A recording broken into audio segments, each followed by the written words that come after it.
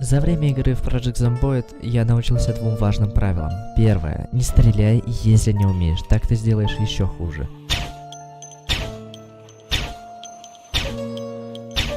Да блять!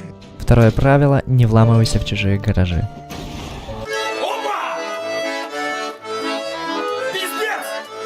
Стоп, я не записываю гайд по этой игре, я ее прохожу на хардкоре. 100 дней, одна жизнь, одна смерть. Так что не буду затягивать вступление, поставь лайк, подпишись на канал, приятного просмотра. Знакомьтесь, это Стэнфорд Райдер. Он взломщик, страдает никотиновой зависимостью, не любит книги и демон скорости. Но это никак не помешает ему прожить 100 дней. Но это не точно. А появился Стэнфорд на окраине Роузвельда. Я считаю, что это самый лучший спавн, потому что на окраинах меньше всего зомби. Но я не собираюсь все 100 дней сидеть в доме. И я сразу же побежал исследовать соседние дома. И когда я лутал соседний дом, я встретил своего первого зомби. Это был легкий бой из-за того, что у меня с собой была бейсбольная бита, которую я с самого старта достал из бонусного рюкзака. Разобравшись с первым зомби, я залез в сарай и нашел там гвозди.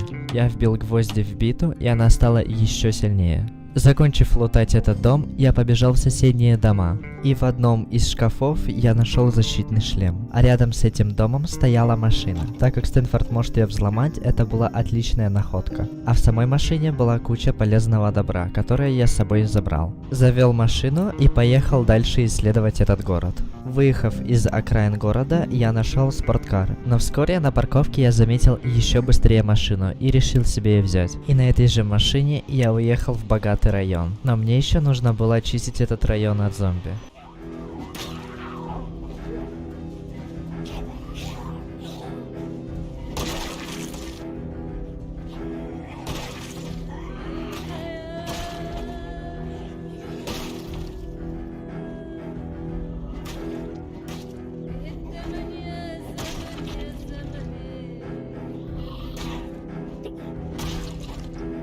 И там же у одного из зомби я нашел куртку. После этого я нашел дробовик и винтовку. Вооружившись огнестрельным оружием, я начал поиски себе подходящей машины для путешествий. Приехав обратно на ту парковку, где я нашел спорткар, я начал искать машину с большим багажником, чтобы туда поместилось максимум вещей. Я остановился на этом ВАЗике, потому что у него огромнейший багажник и отличная проходимость. Приехав обратно в тот дом, где я оставил спорткар, я лег спать. Проснувшись в 4 часа утра, я начал читать курсы первой помощи. И после этого, загрузив все вещи в багажник, я начал исследовать центр города.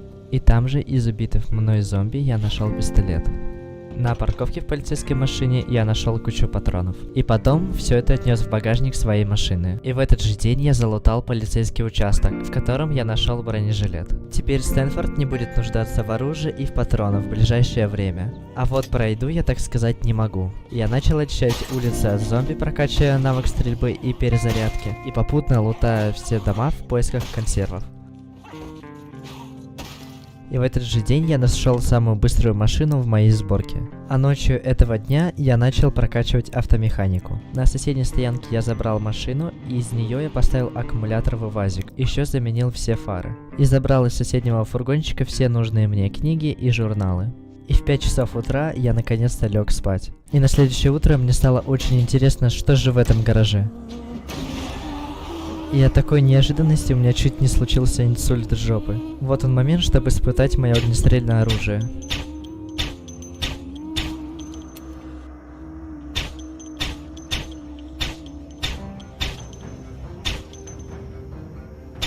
То чувство, когда слепой, точнее, стреляет. А Стэнфорд максимально косил, и из-за этого пришлось убивать оставшихся вручную.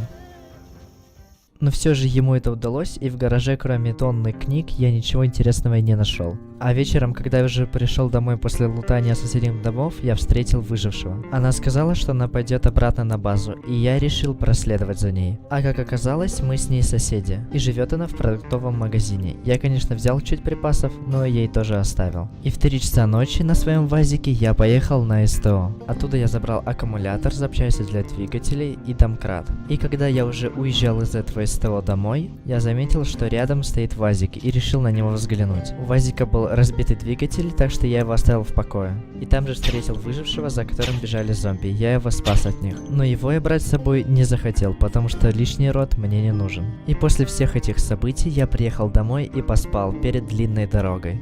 И в 11 часов 13 декабря я выдвинулся в путь. И что было дальше, я не знаю. Но надеюсь, когда-нибудь узнаю. Спасибо тебе за то, что досмотрел до конца. Если что-то не понравилось, напиши в комментариях. А так поставь лайк и подпишись. Всем удачи и всем пока-пока.